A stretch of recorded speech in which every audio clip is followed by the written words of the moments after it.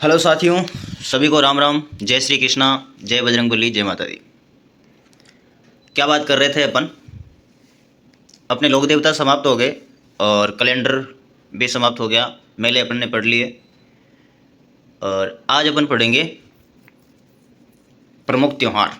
ठीक है, आज राजस्थान के प्रमुख त्यौहार पढ़ेंगे। और जैसे अपन ने मेले पढ़े थे महीनों के हिसाब से, चैत्र, वैशाख, ज्येष्ठ, आषाढ़, श्रावण, ऐसे, तो अपन हिंदी हिंदी महीनों के हिसाब से त्यौहार पढ़ेंगे। ठीक है, तो टाइम ख़राब नहीं करते हैं, आगे बढ़ते हैं। और एक और चीज़ कि ये जो नोट्स हैं, आपको नोट्स बनाने के लिए अवेलेबल कराए गए हैं और एकदम किताबों से छांट छांट के पॉइंट लिखे गए हैं। जो जितना इम्पोर्टेंट है उसके लिए उतना ही इसमें जो है थ्योरी दी है। ठीक है, कम नहीं है। अगर किसी के दिमाग में हो कि इसमें कम थ्योरी है या ऐसा लगे आपको, तो किताबें हैं काफ़ी सारी। ठीक है, बाकी रिवीजन के लिए इससे बेटर नोट्स आपको कहीं नहीं मिलेंगे।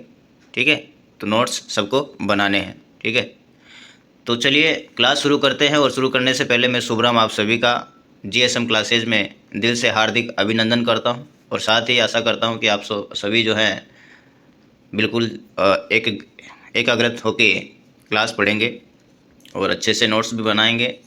नोट्स बनाएंगे तो काम आपके आएंगे भाई। ठीक है, क्लास आज है कल नहीं है, वीडियो आज मिल रहा है कल नहीं मिले शायद, तो नोट्स बनाओगे तो फ़ायदा आपको ही है। ठीक है, बहुत ही इंपॉर्टेंट नोट्स मैं फिर से कह रहा हूँ आपको, ये नहीं मिलेंगे। और जिसको डाउट है वो कृपया किसी कोचिंग वाले नोट्स को एक बार मिलान कर ले कि ये नोट्स फलाने चैनल से मेरे को मिले हैं, क्या सही हैं कि नहीं है, कम है ज़्यादा है, तो आप अपना डाउट भी क्लियर कर लीजिएगा और फिर मुझे बताइए। ठीक है, तो चलिए क्लास शुरू करते हैं। और अपन सबसे पहले आज बात करेंगे त्योहारों में, हिंदू धर्म के त्योहारों के बारे में। ठीक है, और उसके बाद इस्लाम, सिख, ईसाई सब पढ़ेंगे, लेकिन वो छोटे, वो ज़्यादा बड़े नहीं। हिंदू धर्म में सबसे ज़्यादा त्यौहार आते हैं। ठीक है, तो सबसे पहले पढ़ेंगे अपन हिंदू धर्म। और हिंदू धर्म में जैसे कि मेले पढ़े थे अपन ने महीनों के हिसाब से, वैसे इसको पढ़ेंगे। ठीक है, तो चैत्र महीने में सबसे पहला अपना जो आता है त्यौहार या फिर कह सकते हैं पर्व, तो वो आता है नया साल। ठीक है, तो नया साल चैत्र महीने में कब आता है? चैत्र शुक्ल एकम या प्रतिपदा को। और इसका अन्य नाम जो नव संवत है, इसका अन्य नाम है हिंदी नववर्ष या हिंदू नववर्ष। ठीक है, और भी अन्य नाम है नव संवत्सर और भारतीय नववर्ष हिंदी कैलेंडर के अनुसार। और हिंदी कैलेंडर में नए साल को अपन क्या कहते हैं? हैप्पी जो न्यू ईयर होता है इंग्लिश में, उसको नव संवत कहते हैं। ठीक है, और विक्रम संवत की शुरुआत चैत्र शुक्ल प्रतिपदा से होती है। ठीक है, और इसी दिन जो है बही खाते खोले जाते हैं और बदले जाते हैं। ठीक है, चलिए आगे बढ़ते हैं। 23 मार्च 1949 को चैत्र शुक्ल प्रतिपदा विक्रम संवत 2006 को राजस्थान एकीकरण का चौथा चरण जो हुआ था, उसका उद्घाटन हुआ था। कब हुआ था? नए साल के दिन। ठीक है, हिंदी वर्ष के अनुसार विक्रम संवत 2006 में चैत्र शुक्ल प्रतिपदा को जो राजस्थान का एकीकरण हुआ था, चौथा चरण, उसका उद्घाटन हुआ था। ठीक है, आगे बढ़ते हैं। दूसरा, नवरात्रा स्थापना, जो कि चैत्र शुक्ल प्रतिपदा के दिन होती है, इसी दिन। ठीक है, नववर्ष के दिन। और इन नवरात्रों को बसंतीय नवरात्रा भी कहते हैं और 9 दिनों तक दुर्गा के रूपों की या अवतारों की पूजा की जाती है। ठीक है, उसके बाद तीसरा त्यौहार गणगौर। तो गणगौर जो है चैत्र शुक्ल तृतीया को मनाया जाता है। इसमें गण का मतलब होता है शिव और गौर का मतलब होता है पार्वती। तो शिव पार्वती की पूजा की जाती है गणगौर में। और कब की जाती है? चैत्र शुक्ल तृतीया को। ठीक है, आगे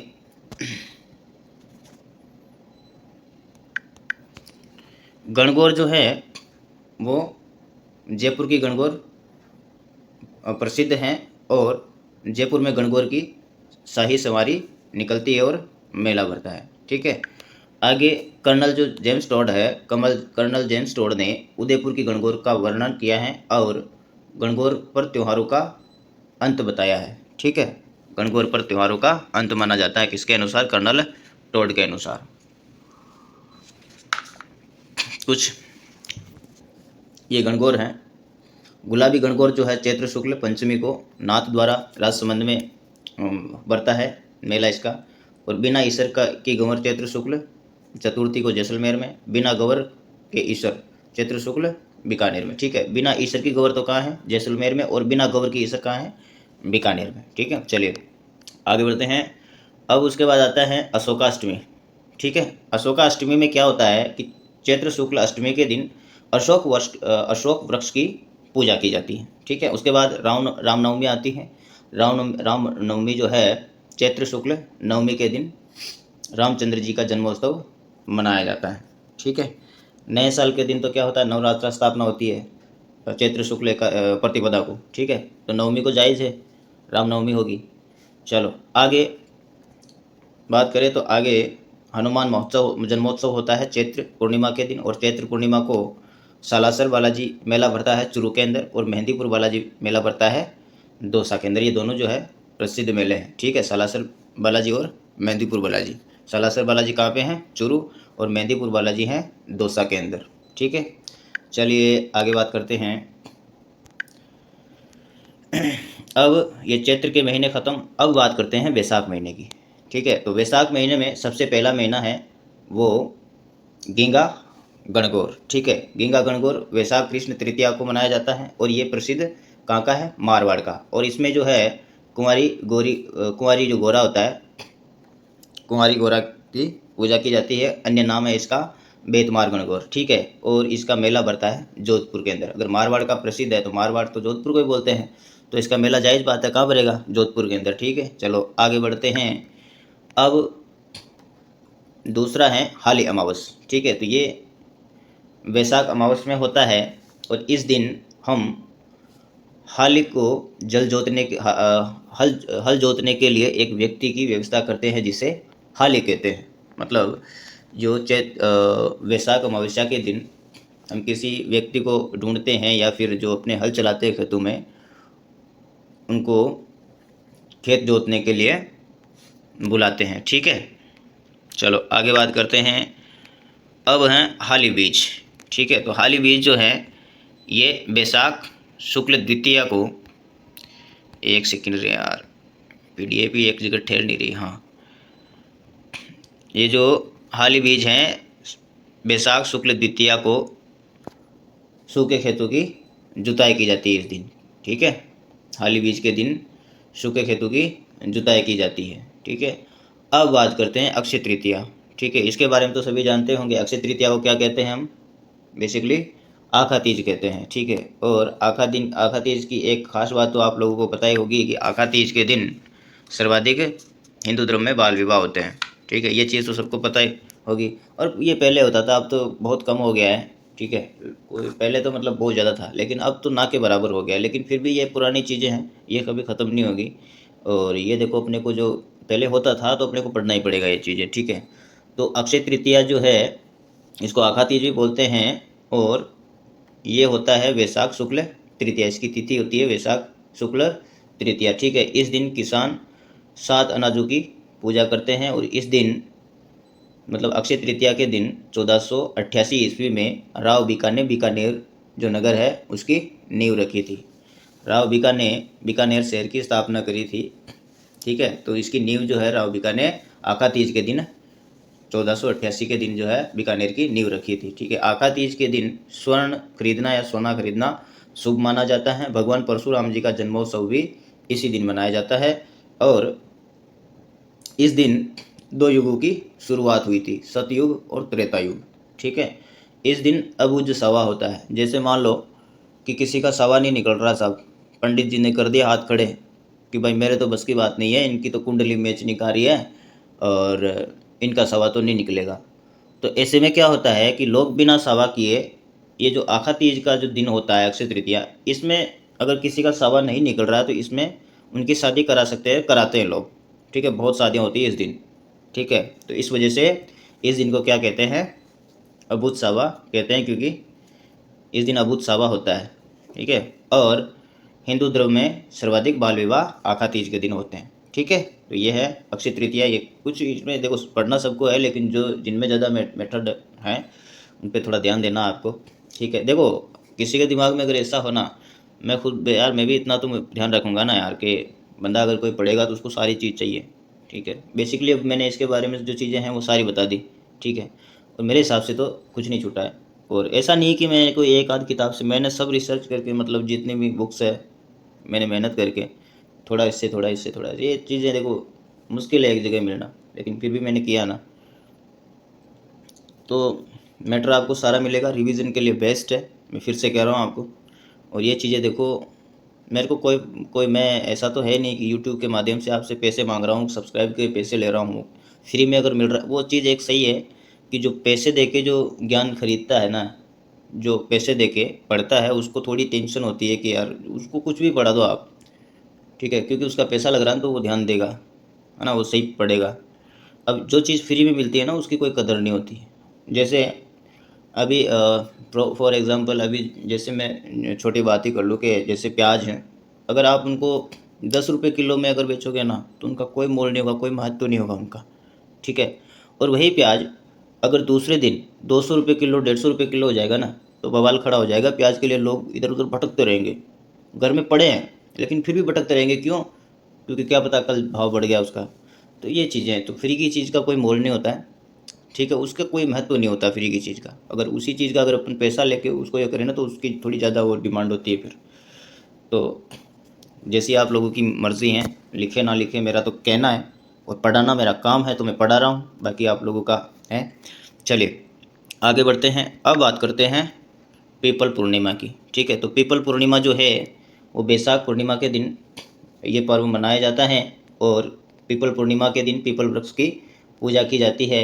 और इस पूर्णिमा को बुद्ध पूर्णिमा भी कहा जाता है। ये जो पीपल पूर्णिमा है, इसको बुद्ध पूर्णिमा के रूप में भी मनाया जाता है, या इसको बुद्ध पूर्णिमा भी कहते हैं, क्योंकि गौतम बुद्ध का बुद्ध जन्म जो है बैसाख पूर्णिमा के दिन हुआ था।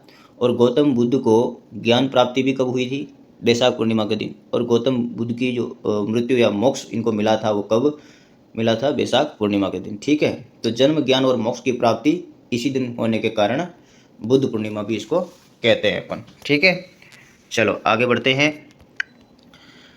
अब बात करते हैं ज्येष्ठ माह की, ठीक है। आज अपन 3 माह देखेंगे, 3 माह में कितने मेले हैं वही देखेंगे। आगे जो मेले हैं वो कल देखेंगे, ठीक है। धीरे धीरे पढ़ेंगे अपन, ज़्यादा कोई फास्ट चलने का कोई अपना वो नहीं है, आराम से पढ़ेंगे, लेकिन ढंग से पढ़ेंगे, ढंग से लिखेंगे, ठीक है। चलिए आगे बात करते हैं वटा अमावस, ठीक है।